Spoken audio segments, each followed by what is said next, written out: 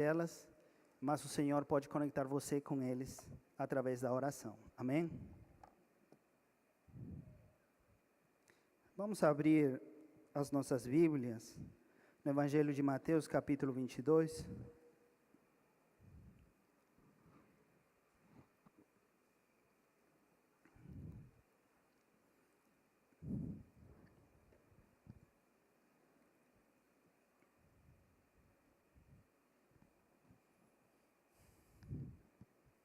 Mateus 22, a partir do verso 34.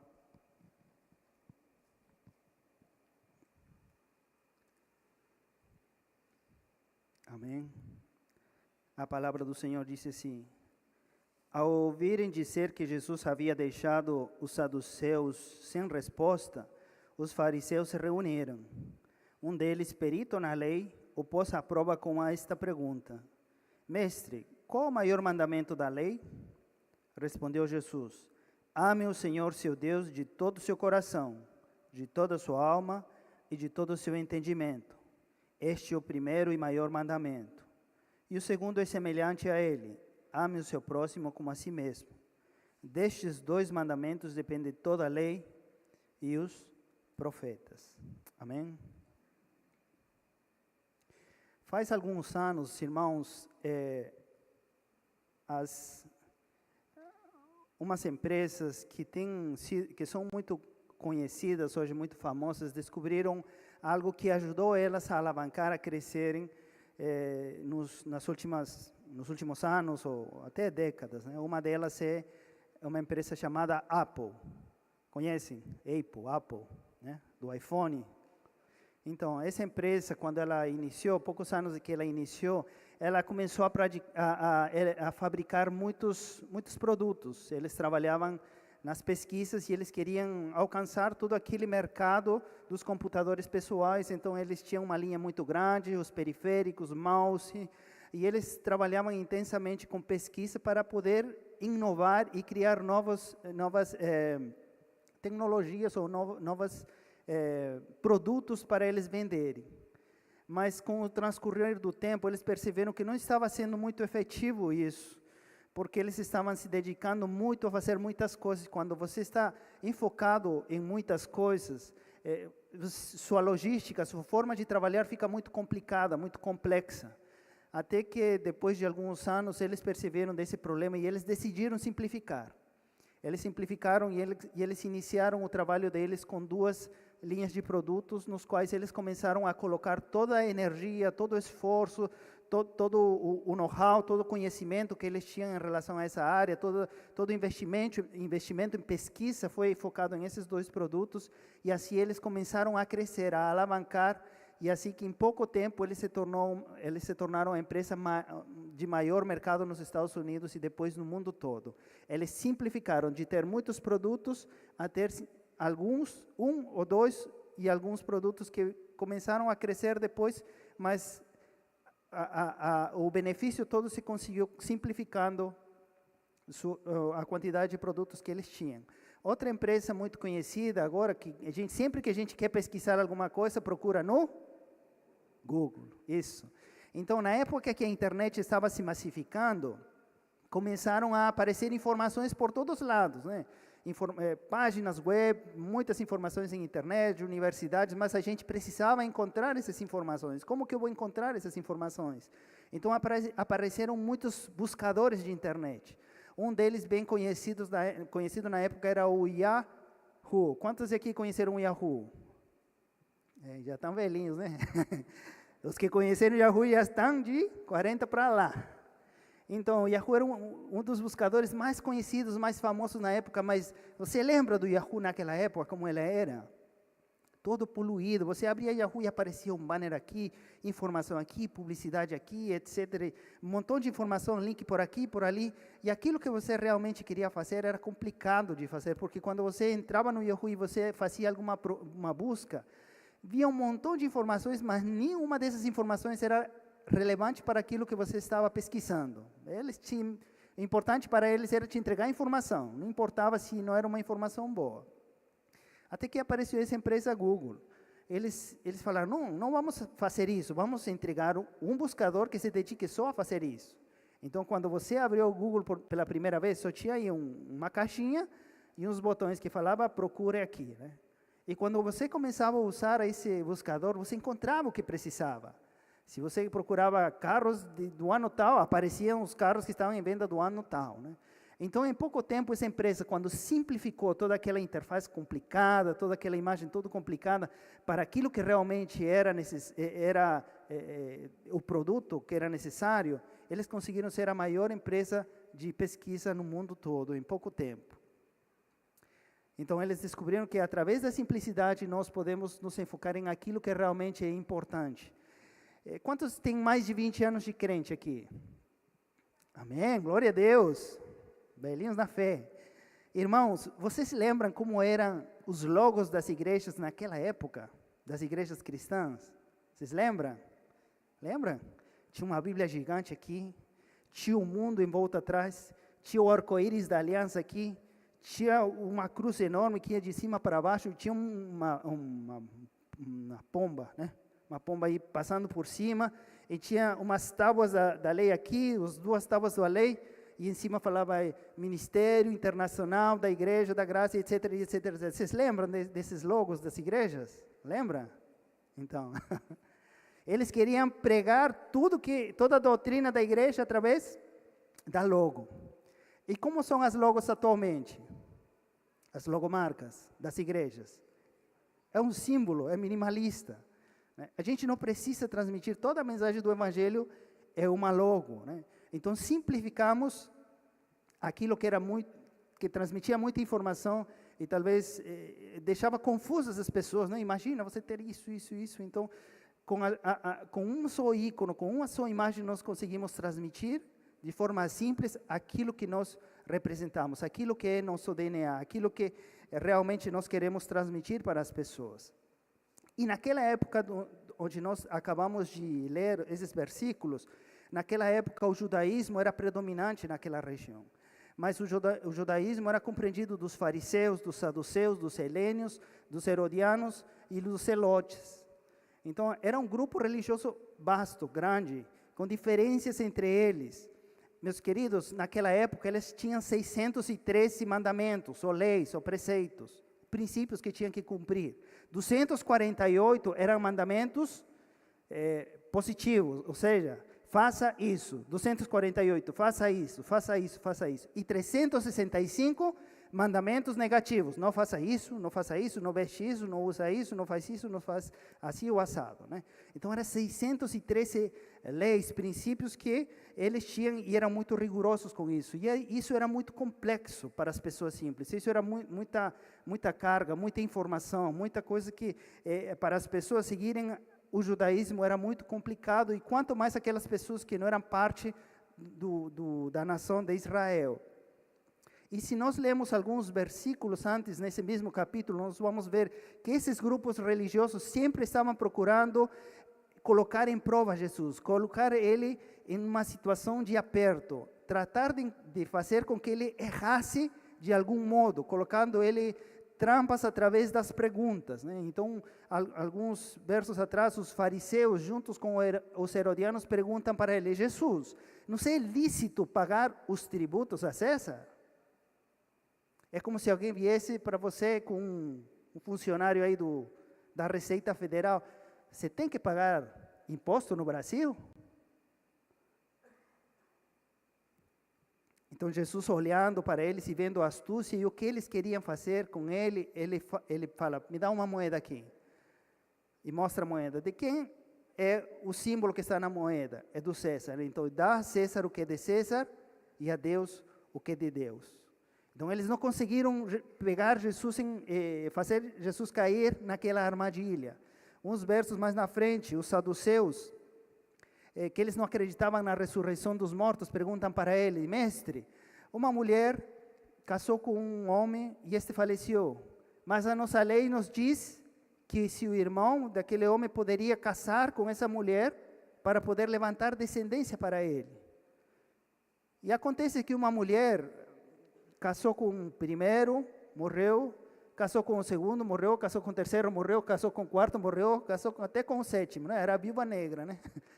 E quando, no dia da ressurreição, Jesus, ela vai ser mulher de quem? Pergunta difícil, né?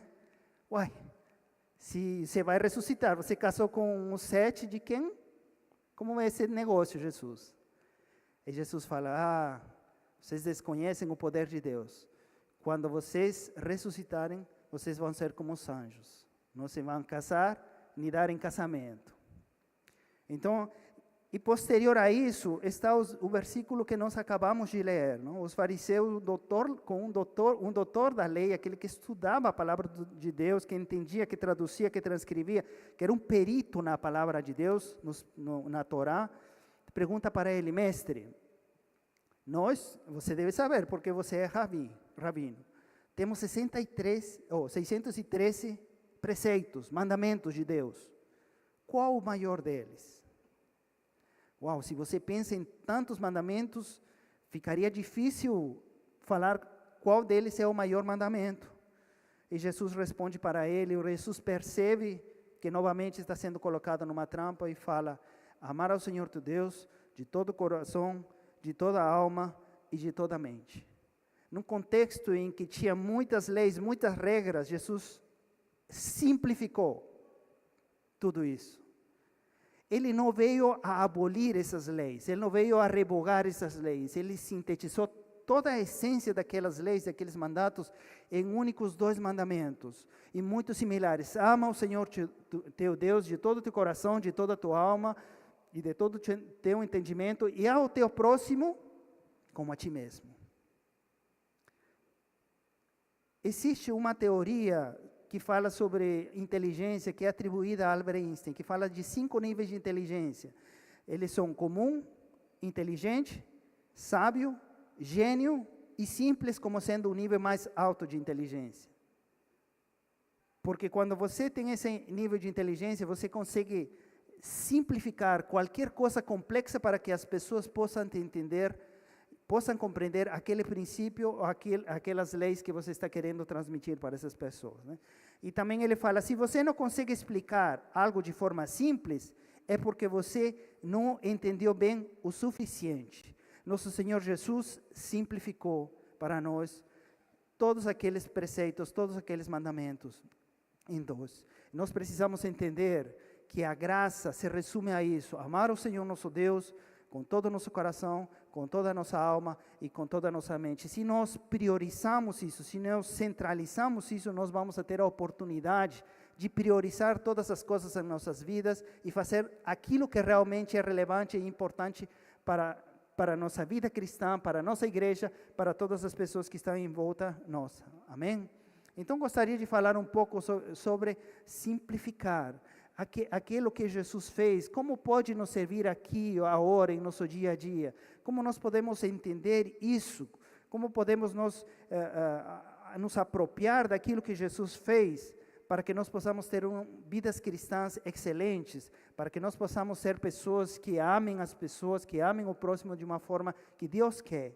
E o primeiro que nós precisamos entender é que nós precisamos amar a Deus.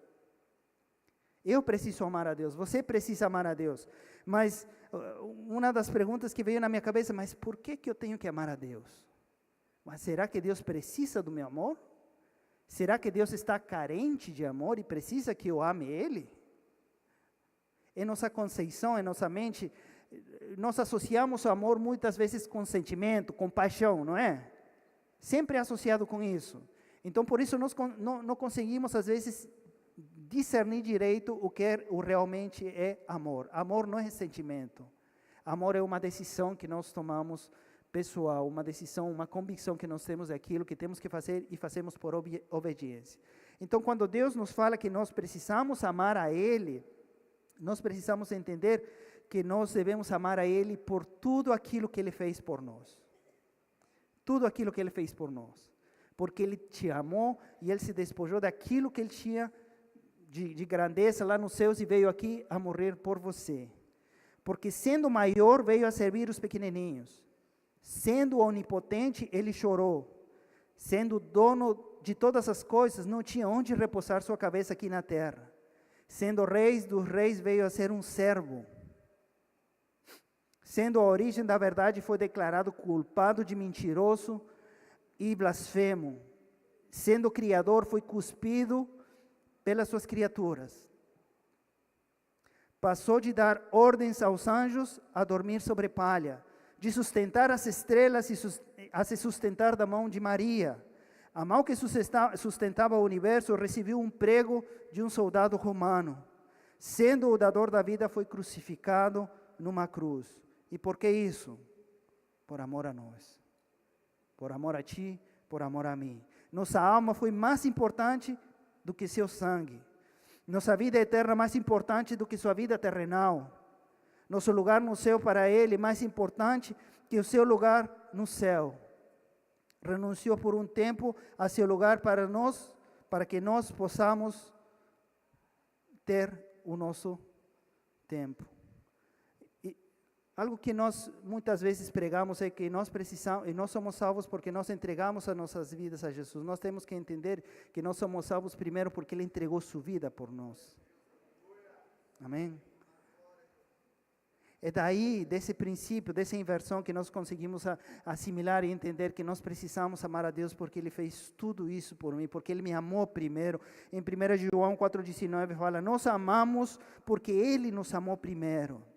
E se Ele fala que nós precisamos amar Ele, porque na verdade, no fundo, Ele quer que aquele amor que a gente tem ou demonstra-se a Ele, seja uma forma de nós demonstrarmos a caráter e a natureza de Deus para as pessoas. Quando eu faço isso, quando eu me dedico, quando eu me esforço, quando eu amo de verdade, eu vou estar refletindo quem realmente Deus é na minha vida. E uma das coisas que a gente lê na palavra de Deus é que para amar a Deus a gente tem que obedecer à palavra. E sim, a gente tem que obedecer à palavra de Deus. E muitas pessoas falam, eu amo Deus, eu venho todo domingo na igreja, eu venho na escola dominical, eu participo na célula, eu já fiz seminário, eu visito os enfermos, eu faço todas essas coisas desde pequeno, muitos anos. Então, eu realmente amo Deus. Eu faço de tudo, eu prego, eu ministro, eu ensino na EVD. Mas, meus irmãos, muitas vezes a gente faz isso, mas no fundo, quizás, provavelmente, talvez você não esteja amando a Deus.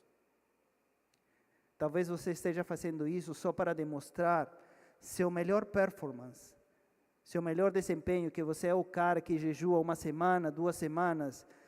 Talvez você não esteja fazendo isso para Deus, senão para demonstrar que realmente você pode, que você consegue. E é interessante entender isso porque Jesus, quando em Apocalipse fala para a igreja de Éfeso, fala no capítulo 2, fala, ao anjo da igreja em Éfeso escreva, estas são as palavras daquele que tem as 7 estrelas na sua mão direita e anda entre os 7 candelabros de ouro. Conheço as suas obras, o seu trabalho árduo, a sua perseverança. Sei que você não pode tolerar homens maus, que pôs à prova os que dizem ser apóstolos, mas não são. Descobriu que eles são impostores. Vocês têm perseverado e suportado o sofrimento por causa do meu nome, e não têm desfalecido. Contra você, porém, tenho isso. Você abandonou o seu primeiro amor. Às vezes você faz longas orações, longos jejuns, muitas coisas para Deus, mas talvez seu coração já está muito afastado de Deus. E você só está fazendo isso para demonstrar que você é cristão, porque você é cristão há 20, 30, 40 anos de idade.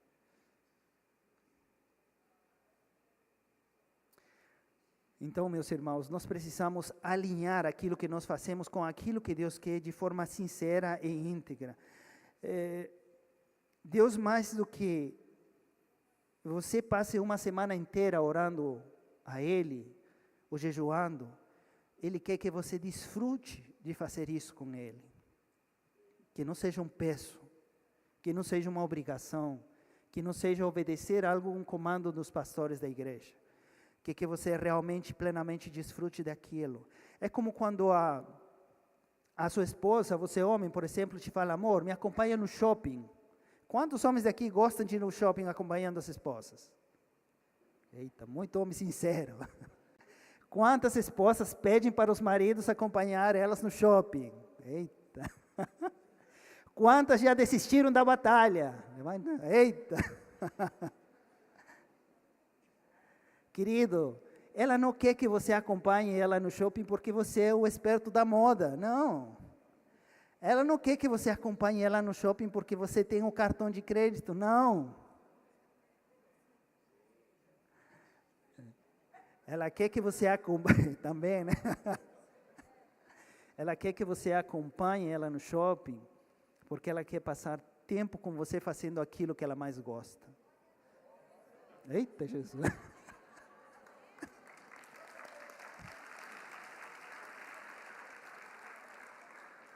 Amém. E Deus é assim, meus irmãos. Deus quer que você desfrute da sua presença. Deus quer que você ame Ele, mas de verdade. Não que cumpra preceitos, princípios e mandamentos. Quer que você curta estar com Ele. Que desfrute cada momento de intimidade na sua presença. Meus irmãos, 15 minutos de oração sincera diante de Deus. Não precisa nem estar ajoelhados, vale muito mais que você ficar às vezes 2 horas ajoelhado, aí diz que orando, mas pensando em muitas outras coisas e nada a ver com Deus. Ou repetindo palavras que não têm profundidade, que não têm o seu coração aí. Porque Deus conhece seu coração e Ele sabe quando você está sendo sincero e quando não. Então não se engane nem tente enganar a ninguém. A gente pode tentar enganar os nossos líderes de célula, os nossos pastores, mas nunca vamos enganar a Deus. Ele sabe seu coração. Então pare de perder seu tempo e desfrute realmente da presença do Senhor. Amém? Amém. E não fica por aqui porque Jesus fala, Deus fala, eu quero que você me ame, mas não é só me amar. Eu quero que você me ame com todo o seu coração, com tudo que há dentro de você. Eu quero ser amado assim, não a ser amado superficialmente. E tem uma teoria de memória celular. Ela fala que quando você faz um transplante de coração, o coração tem algumas células que trazem uma memória celular daquela pessoa que está doando o coração. Então, muitas pesquisas foram feitas e descobriram que as pessoas que recebem o coração, elas começam a ter inclinações, desejos, hábitos, inclinações a coisas que eles nunca antes tinham tido antes na vida. E as pesquisas apontam a que todas aquelas inclinações vêm do doador. Então, a pessoa, de pronto, não que ela vira um artista, né, mas uma pessoa que nunca gostou de arte, de pronto começa a olhar para um quadro, quadro bonito, é interessante, olhar as cores. E a pesquisa demonstrou que a pessoa que doou o coração era uma artista. Então, aquela memória celular impregnada no coração, que não só tem no cérebro, sino falam, as pesquisas que também estão no coração, trazem para aquela pessoa aquela inclinação, aquele desejo por aquilo. Então, quando Deus está falando isso, de que Ele quer que você ame a Ele com todo o seu coração, é porque quando a gente aceita Jesus, a Bíblia fala que nós passamos a ter um novo coração. Ezequiel 36 fala que Ele vai tirar o nosso coração de pedra e nos dar um coração de carne. Então, quando eu tenho o coração de Cristo na minha vida, eu começo a sentir aquilo que Ele sente, a gostar aquilo que Ele gosta, a me doer com aquilo que dói a Ele, a me comover com aquilo que comove o coração dEle, a me apaixonar por aquilo que apaixona a Ele. Então Deus está falando, eu quero que você me ame com todo o seu coração. Nós precisamos amar Ele com todo o nosso coração, com toda a nossa paixão, com toda a nossa vontade, com tudo aquilo que é o centro do nosso ser, deve estar orientado, deve estar voltado àquilo que Deus quer para mim e para você. Amém? Então precisamos amar Ele com todo o nosso coração. Em Provérbios 4:23 fala, sobre tudo que deve guardar, guarda o teu coração, porque dele procede a fonte da vida. Então, meus irmãos, coração é importante, mas não fica aí, ele fala também, ama com toda a alma. Alma, meus irmãos, é o centro das emoções. É aquilo que eu sinto, aquilo que passa no meu ser. Eu me sinto triste, me sinto feliz, sinto agobiado, sinto assustado, com medo, Nós somos pessoas, temos sentimentos. E Deus quer que eu ame Ele com todos os meus sentimentos, com toda a minha alma, com tudo aquilo que há no meu sentimento. Meus irmãos, como foi quando, aquelas pessoas que têm muitos anos já de crente, como é quando você, os primeiros dias, as primeiras semanas que você aceitou Jesus? Como você se sentia? Você lembra? Apaixonado, empolgado, entusiasmado, não é? Todos os dias na igreja, até quando a igreja fechava, você estava aí, batendo na porta. Você estava em tudo, célula, oração da manhã, da madrugada, do meio-dia, da tarde, da meia-noite, etc. Você está aí tudo, porque você está apaixonado, emocionado. Mas muitas vezes quando passa o tempo, o que sucede? Aqueles sentimentos começam a diminuir, aquela paixão começa a se apagar, começa a diminuir, a minguar. Então nós precisamos trabalhar para que isso não aconteça em nossas vidas. Porque quando o sagrado, o santo vira comum em nossas vidas, nós já não sentimos a mesma alegria e empolgação quando um pecador vem aqui e se arrepende. Quando alguma célula multiplica. Quando algum evento que fazemos na igreja, muitas pessoas vêm e vemos a alegria dos irmãos. Quando o nosso projeto, o projeto mais estendido, abençoa pessoas. Quando nós estamos tocando o louvor e a ministração do louvor já não enche seu coração, você começa a olhar, escutar o louvor e não gosto muito dessa música. Você começa a ficar frio, a se esfriar com aquilo que acontece na casa do Senhor. Algumas vezes nós podemos esfriar, ou nossa paixão se esfriar por problemas que nós tenhamos com uma ou com outra pessoa, com o irmão do lado, com um líder. Mas nós precisamos, meus irmãos, continuar amando Deus com toda nossa alma. Não importa, meu querido, não importa se alguém te feriu, você precisa continuar se apaixonando pelo Senhor dia a dia com toda a sua alma. Você não pode perder isso. Você não pode descuidar isso, porque Deus quer que você continue amando Ele. Passe o que passe, aconteça o que aconteça, façam o que façam com você. Isso não pode esfriar aquela paixão que você tem pelo Senhor. Você precisa amar o Senhor com toda a vossa alma.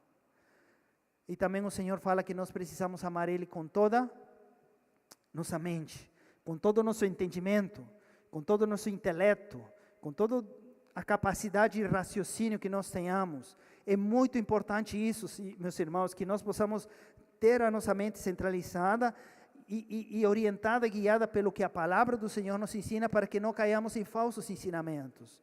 Nós temos acesso a muita internet, a muita informação, a muitos pregadores, muitos ministradores, e nós podemos facilmente ser enganados por aquelas pessoas que ensinam coisas que às vezes não estão alinhadas com o que a palavra do Senhor diz. E nós vamos estar cometendo erros. E nós vamos estar prejudicando a nossa mente com ensinamentos que não são os corretos. E Deus quer que nós amemos Ele com toda a nossa alma. Francis Schaeffer fala que na batalha espiritual, a perda sempre acontece no âmbito da mente. Então a mente é muito importante. Quando Eva pecou, a primeira coisa que Eva fez foi raciocinar, pensar. Ela não foi como um robô e pegou o fruto que não devia comer. Ela pensou, vou comer. Porque se eu comer, eu vou ter aquilo que a serpente está falando que eu vou ter. Então ela pensou. Ela foi enganada, mas ela pensou. Quando Acã o povo atacou os... Oh, Jesus. Se me escapou o nome. Jericó. Quando ele foi em Jericó e atacaram, a ordem foi: não pega nenhuma coisa de ouro, de prata ou nenhum despojo daí. O que Acã fez? Viu uma vasilha de ouro e pensou: como que eu posso pegar esse trem e esconder que ninguém veja? A mente pensou, planificou, escondeu, guardou e pecou. A mente dele foi enganada através de pensamentos. O que aconteceu com Pedro em Mateus 16, 23, quando Jesus tinha falado já para eles: apóstolos, muchachos, galera, é espanhol, gente. eu preciso ir para Jerusalém e vai passar isso, isso e isso comigo. Vou ser martirizado, eu vou sofrer, eu preciso morrer. É necessário fazer isso. O que Pedro falou com ele? Levou ele para um ladinho e falou, de jeito nenhum, não faça isso, mestre. Que isso não aconteça com você. O que Jesus fala no Mateus 16, 23, fala, Jesus virou-se e disse para Pedro, para trás de mim, Satanás, você é uma pedra de tropeço para mim. Caramba, forte, né? Pois não pensas nas coisas de Deus, mas nas coisas dos homens. Por que ele fez isso? O que Jesus fala a ele? Você não está pensando, Pedro. Pedro, 3 anos caminhando comigo, eu te ensinando a palavra, te ensinando a doutrina, se impregnando de mim, mas você vacilou, você se descuidou, e seus pensamentos vieram isso, e você procedeu dessa forma errada falando aquilo.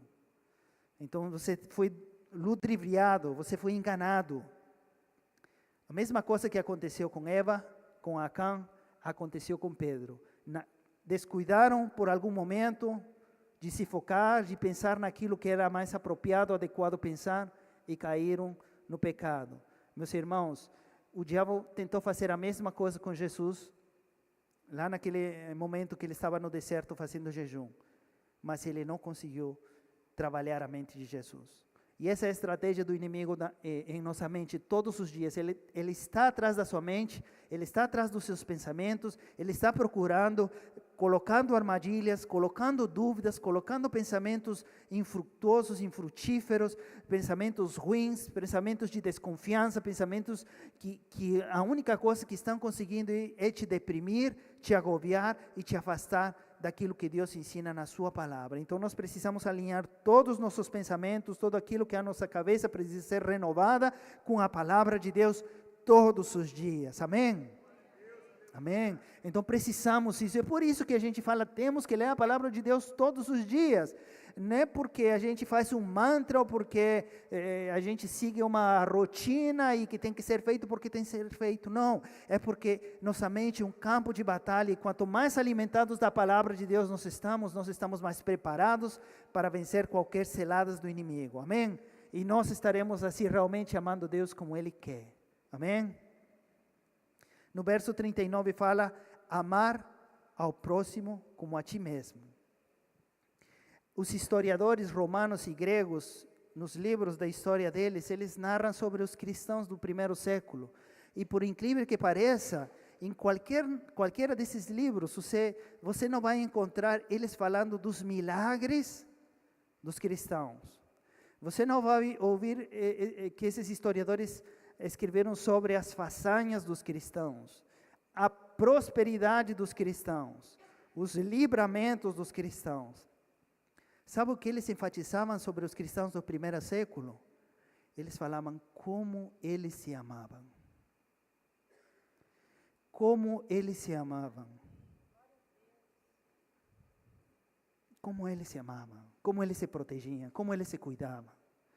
Eles se surpreendiam ao ver no dia a dia a conduta dos cristãos, o amor pelo próximo, o amor pelo outro.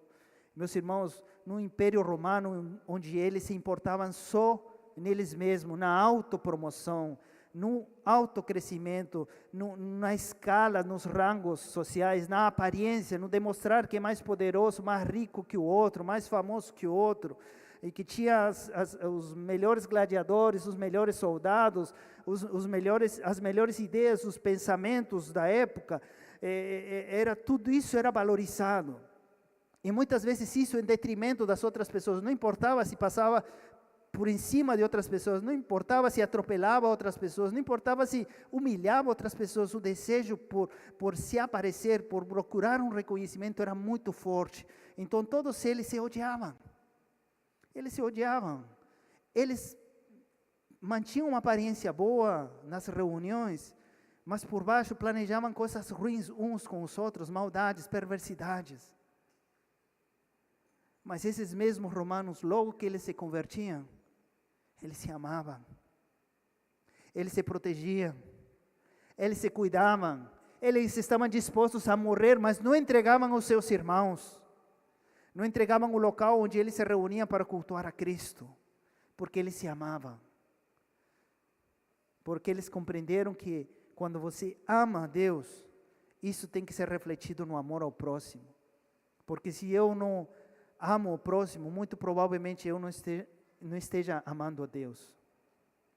É uma consequência um do outro. Eu não posso falar que eu amo o meu irmão, o Deus que não vejo, se eu não amo o meu irmão que eu vejo. Eu preciso demonstrar que eu amo aquela pessoa que está do meu lado, que essa pessoa é importante, que essa pessoa é relevante para o reino de Deus, porque essa pessoa é uma pessoa pela qual Deus veio também a morrer pelos seus pecados, porque ela é muito valiosa e importante para Deus. Então os historiadores olhavam a seguidores de Cristo e se perguntavam: o que está acontecendo? Como isso é possível? Não tem lógica, não tem cabimento. E se você lê os artículos dos historiadores, eram escritas com surpresa, com denotação de surpresa, de assombro, porque isso era maravilhoso para eles. Isso era incomparável, não tinha como ser descrito. Então nós precisamos amar o próximo como a nós mesmos. E embora você talvez esteja passando por situações difíceis, algum momento difícil, alguma perca importante na sua vida, alguma enfermidade muito difícil, ou alguma situação complicada na sua vida que você esteja passando, eu sei que isso pode tirar a sua atenção, o seu foco do seu próximo. Mas embora você esteja passando por isso, você precisa ainda assim continuar amando o seu próximo, olhando para a necessidade dele, olhando em volta sempre quem está precisando de alguma coisa, porque certamente na direita, na esquerda, na frente ou de trás, você vai ver alguém que está precisando de um abraço, de uma palavra, às vezes de um aperto de mão, às vezes de um braço forte para ajudar com alguma coisa e às vezes até de dinheiro para ajudar com alguma medicação. Então precisamos estar atentos, embora estejamos passando situações difíceis. Em Lucas 17, 10 leprosos viram para ter um encontro com Jesus, falaram: Jesus, cura-nos. E Jesus falou: vai para o sacerdote e se mostra para ele. Eles saíram daí, eles não foram curados na hora, mas no caminho eles foram curados. No meio do caminho eles se perceberam curados. Glória a Deus. Dos 10, só um voltou para Jesus, para agradecer pela cura. E Jesus falou: não foram 10 os curados? Mas só voltou um e ele ainda é samaritano? Porque samaritanos e judeus não se levavam bem. E ele viu essa atitude. E eu fiquei refletindo, muitas vezes a gente faz muitas coisas boas por muitas pessoas. E às vezes não somos bem retribuídos. Às vezes dos 10 que você abençoa, ajuda, um só volta para pelo menos falar obrigado. Obrigado pela oração, obrigado por aquilo, por isso. Mas nós não fazemos o bem por reconhecimento ou por algo em troca. Nós fazemos o bem porque nós refletimos o caráter de Deus aqui na terra. Amém? Então isso tem que ser natural. Eu não preciso fazer isso esperando alguma coisa em troca. Em Atos 5:42 fala: todos os dias no templo ou nas casas pregavam e ensinavam a palavra de Deus. E também aconteciam milagres. Também aconteciam milagres, mas não era o que chamava muito a atenção aos historiadores romanos. Todos os dias, meus irmãos. Não é um dia, não é um dia de um evento, não é um dia de alguma atividade especial. Todos os dias. Todos os dias. No templo, nas suas casas, em qualquer lugar onde você esteja. Naquela época, o Império Romano eles menospreciavam e despreciavam muito aquelas pessoas que eram pobres, as viúvas, os órfãos eram menospreciados, não eram cuidados. Mas quando a igreja entendeu que precisava amar o próximo, eles eram recebidos, eles eram cuidados, eles eram curados, vendiam aquilo que tinham para dar àquele que precisava, e todos juntos viviam e cresciam em comunidade por amor. Porque eles entenderam que realmente amar o próximo é o que nós devemos fazer todos os dias da nossa vida. Amém? Tem uma mulher, esses dias eu escutei essa história, que ela é mãe de um pastor, e ela já era aposentada, vivia com o esposo lá na Bahia. Os filhos já tinham ido embora em vários distintos estados, e ela só morava com o esposo. E ela tinha uma casa muito grande, mas era no interior da Bahia, e sempre, cada ano, acontecia uma festa junina lá, e muitas pessoas de muitos lugares iam para aquele lugar, porque era um lugar, uma forma de se afastar dos lugares onde estavam e podiam fazer bagunça, né? Era o Texas, não, Las Vegas da Bahia, né? Então ia para bagunçar, para beber, ficar com mulher, etc. Mas era tantas as pessoas que iam naquele lugar que não tinha mais hospedagem onde colocar as pessoas. Não tinha mais hotel, não tinha nada. Então, o que eles faziam era, iam em grupos nos carros e dormiam no carro. Iam lá na festa, ficavam, bebiam e depois iam dormir no carro, né? E de pronto procuravam algum lugar para tomar banho, assim, porque alguns dias sem banho, né, é terrível, né? Então, um dia tocaram a porta dessa mulher e falou: senhora, dona, nós poderíamos tomar banho na sua casa, nós vamos pagar, ou se tiver uma mangueira para a gente tomar banho aqui, tem alguns dias que a gente está aqui e não toma banho. E ela falou: claro, minha filha. Ela foi lá, abriu a porta, e ela indicou lá o quarto, os banheiros, e eles foram, entraram tomaram banho. E essa mulher falou: esses meninos não devem ter tomado café. E ela foi lá, preparou um café lá, um café da manhã baiano, que dizem que é power, né? É forte? Não sei, tem que ir lá para comprovar. E cheio de bolo, de coisas, etc. Lá, e quando os meninos saíram do banho, se encontraram com aquele banquete. Não precisava, dona, a gente só precisava do banho. Não, menino, vem cá, vamos tomar um café, e etc. E aí os 4 meninos sentaram aí. Mas ela falou: olha, mas nós primeiro precisamos agradecer o Pai, porque graças a Deus nós temos todas essas coisas aqui na mesa. E fez uma oração. E orou, e conversando com eles, conhecendo um pouco os meninos. E ela perguntou: e onde vocês estão dormindo? Eles meio constrangidos, falando: não, mas a gente está dormindo no carro. Não, como é possível?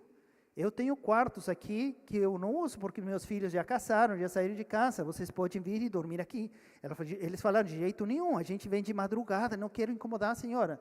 Não é incômodo para mim. Ela pegou uma chave de reserva que tinha e deu para eles: vocês vêm e vocês podem ir e dormir naqueles quartos que estão aí reservados para você, não tenha nenhum problema comigo. E eles ficaram comovidos e constrangidos com tanta benevolência e generosidade daquela mulher. Eles chegaram bêbados, 2, 3 da manhã, entraram nos quartos, dormiram. No dia seguinte eles acordaram.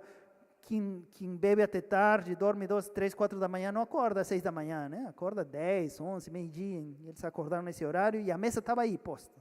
O café da manhã. Prontinho, aí todo com ressaca, sentaram. Hoje vamos fazer algo diferente, ela falou. Hoje vamos ler a palavra de Deus. E ela abriu a Bíblia aí, tomando café. E pá, Bíblia neles. Pá, e assim, assado, e a palavra, e ministrou. E passaram todos esses dias. Eles agradeceram, foram embora. Algumas semanas depois, um caminhão grande para na porta dela, e bate na porta. E o cara fala: dona, aqui é a entrega dos móveis que a gente veio entregar. Mas eu não comprei móvel nenhum, né? Esses móveis foram mandados entregar pelo senhor tal, ele é dono de uma empresa de móveis tal, tinha várias empresas de móveis em São Paulo, e ele tinha enviado a entregar móveis para aquela casa daquela mulher. E ela recebeu, a casa foi toda amoblada. Aí o filho, que é pastor, falando com ele: mas você é doida, como você vai fazer isso? E se eles te roubarem, e se eles matarem você? Meu filho fala: se eles me matarem, eu estou no céu, não tem nada que perder. E se eles roubarem, não tem nada aqui mesmo, só tem um colchão por aí, então ficam no lucro. Alguns anos mais na frente, esse pastor, que falou com a mãe, recebeu a visita de um homem. E o homem, lá na cidade dele, ele fala: eu sou fulano de tal, eu sou amigo da dona Lica, da minha mãe, sim. Eu passo lá algumas vezes que eu vou na Bahia, converso com ele. Eu queria falar para você que sua mãe é um exemplo de mulher. E eu entreguei minha vida para Jesus. Aquilo que ela fez por nós, ninguém mais faria nessa terra. Falou. Ela demonstrou um amor, um carinho por nós que é incomparável. Isso comoveu meu coração e me fez refletir na vida. E na verdade, que uma pessoa que tem Deus é assim. Eu quero também ser assim. Dos 4 até aquele momento, 2 já tinham se convertido. pela mostra de generosidade de uma pessoa. Então, pequenos atos de bondade podem fazer grandes maravilhas e milagres na vida de muitas pessoas. Meus irmãos, um dos missionários mais conhecidos no âmbito missionário é David Livingstone.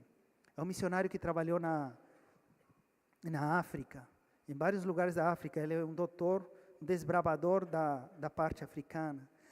E uma época, um missionário que trabalhava no centro de África, um missionário escocês, foi para a sua igreja.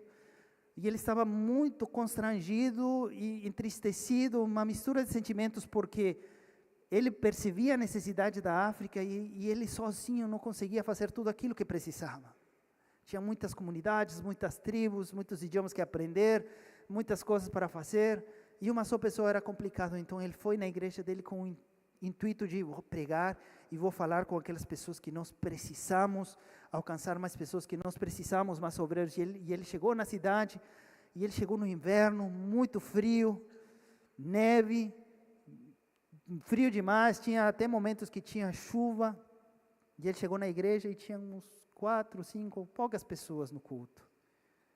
E ele falou, eu não vou transmitir essa mensagem, porque as pessoas que estavam aí ainda eram pessoas mais idosas, mais velhinhas, né? Eles não vão ir fazer aquilo que a gente está fazendo, pensou. Mas Deus colocou convicção no coração, que essa era a mensagem que ele tinha que dar. Então ele pregou, ele falou da necessidade, e no final da pregação falou, quem irá, quem irá, quem irá. E depois de uns segundos de silêncio, se escutou uma voz. Naquela época, as igrejas tinham organistas, né? Aqueles órgãos grandes, gigantes. Aí tinha uma pessoa que controlava o órgão e tinha uns assistentes. E naquele dia, naquela noite, tinha um assistente que era uma criança. E ele falou, eu vou. E aquela criança era David Livingstone, falando, eu vou atender aquele chamado do Senhor. Mas falaram, você é muito novo, você precisa estudar, você precisa se capacitar. Uma das coisas que você poderia fazer é estudar medicina para você ser bênção na África. Então ele começou a estudar, se capacitar, se formou em medicina, e ele começou a trabalhar no campo missionário na África, em diversos lugares na África do Sul, em várias localidades que ainda eram inóspitas. E trabalhando com as tribos, muitas delas rejeitavam, mas como ele era médico e tinha necessidade do cuidado dos enfermos, ele ajudava. Algumas tribos aceitavam ele, mas outras não, até que ele se encontrou com uma tribo que começaram a ter desavenças com ele, sem ele fazer nada, só por ele ser estrangeiro. Até que o chefe da tribo enviou uma mensagem para ele falando, hoje, de noite, nós vamos ir e nós vamos matar vocês.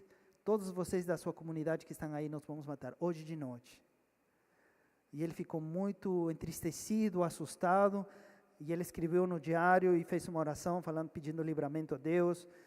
As pessoas que viram o diário dele, transcreveram, falaram que se notava, se percebia a aflição no coração, no escrito de David Livingstone. Mas chegou a noite e não aconteceu nada, ninguém foi, a comunidade, aquele grupo de pessoas não foi atacado. E se passaram um tempo, ele continuou trabalhando incessantemente, e alguns anos mais na frente, ele se encontrou com aquele chefe daquela tribo que falou que ia matar. Ele tinha se convertido.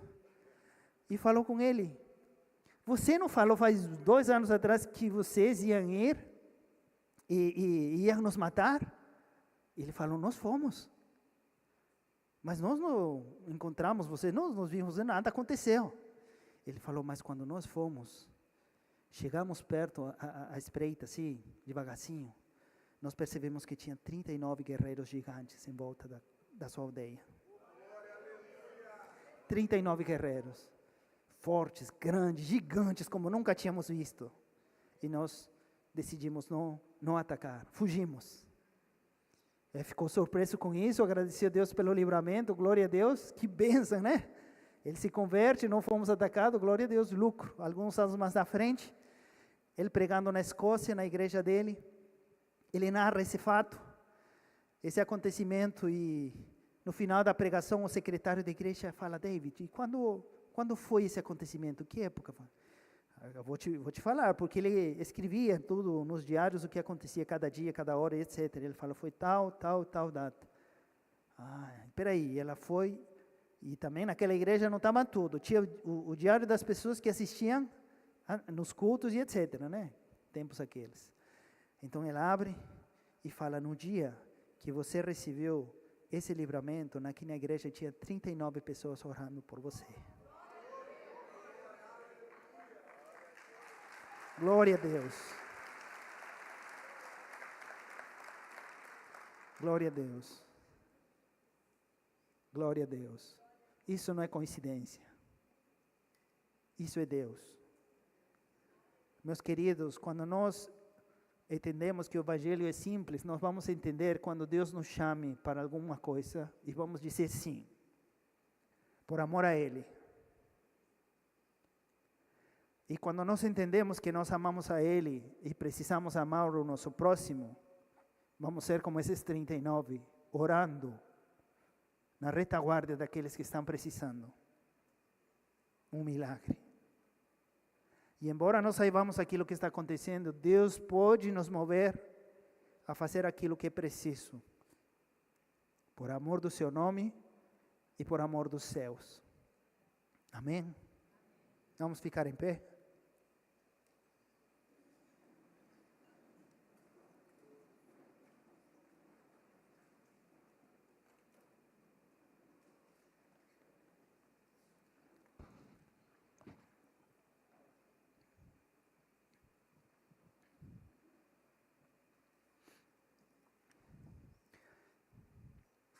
Meus irmãos, o Evangelho é simples. A vida fora dele que é complicada. Quando nós prestamos mais atenção a tudo aquilo que não é Deus, nós vamos viver agobiados, angustiados e desesperados. Mas quando nós vivamos a palavra de Deus, vamos entender que é simples, é só amar Ele com paixão e com loucura e com a mente. Isso vai ser natural, refletido no seu amor por aqueles que estão em volta sua. Não vai precisar de esforço, porque vai nascer de um coração transplantado, o coração de Deus no meu coração.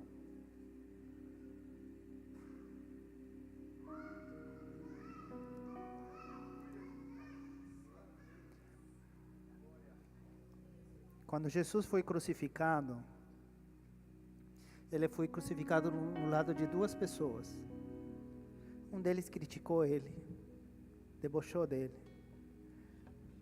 O outro disse: Senhor, lembra-te de mim quando você estiver no seu reino.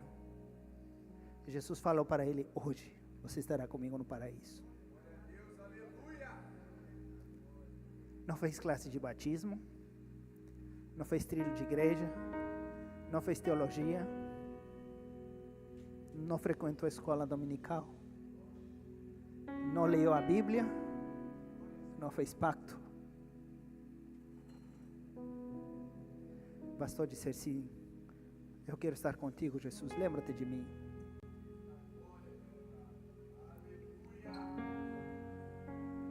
E eu gostaria de orar nessa noite. Se tem alguém que precisa falar para Jesus: Jesus, lembra-te de mim. E quer entregar sua vida para Jesus nessa noite.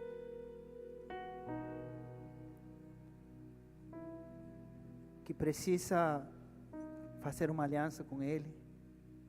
Ou restaurar alguma aliança que já foi perdida por conta de ter deixado de amar a Deus. Por qualquer motivo, ter sido decepcionado por alguma coisa. Defraudado por alguém. Se ajoelhe aqui nessa noite, que quiser alegrar o coração de Deus, como um filho que volta para casa depois de ter se afastado por um tempo, gostaria de orar hoje. E se tiver alguém, gostaria que levante a mão.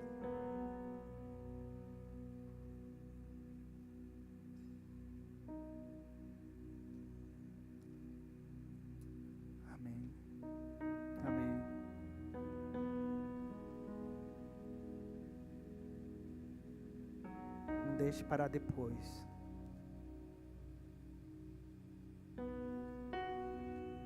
E Deus quer fazer um milagre na sua vida, na sua casa, na sua família. Quer mudar a sua história. Quer mudar seu legado. Não deixe o inimigo enganar você. sequestrar sua mente. Deixa que a mente de Cristo esteja na sua mente e você entenda que o melhor lugar é estar na presença do Senhor todos os dias.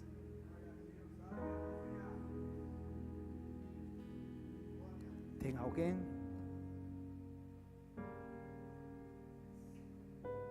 Amém. Amém. Entendo que todos então têm as suas vidas diante do Senhor, então vamos orar para que cada dia nós sejamos mais apaixonados por Ele, para que cada dia nós sejamos sinceramente pessoas devotas a Ele, que late o coração por Ele, em todo momento, em todo lugar. Pai, em nome de Jesus, coloco minha vida e a vida dos meus irmãos diante da Tua presença, Senhor. Oramos a Ti, Pai, porque o Senhor é o único que pode fazer tudo aquilo que na nossa mente não dá, o nosso entendimento não pode ser. E milagre talvez que a gente ache que não vai acontecer, mas o Senhor pode fazer.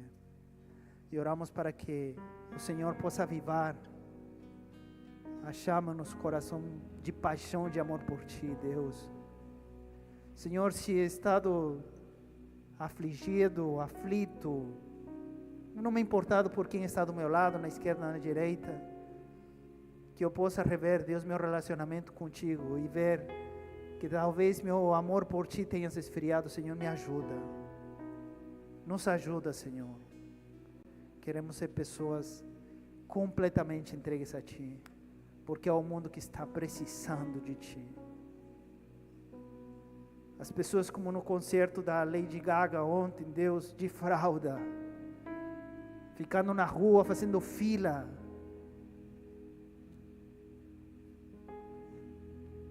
E nós aqui na igreja, Deus, tendo aquilo que é tão valioso, tão puro e tão digno, Deus, não poder ter essa possibilidade de compartilhar com ela, Senhor.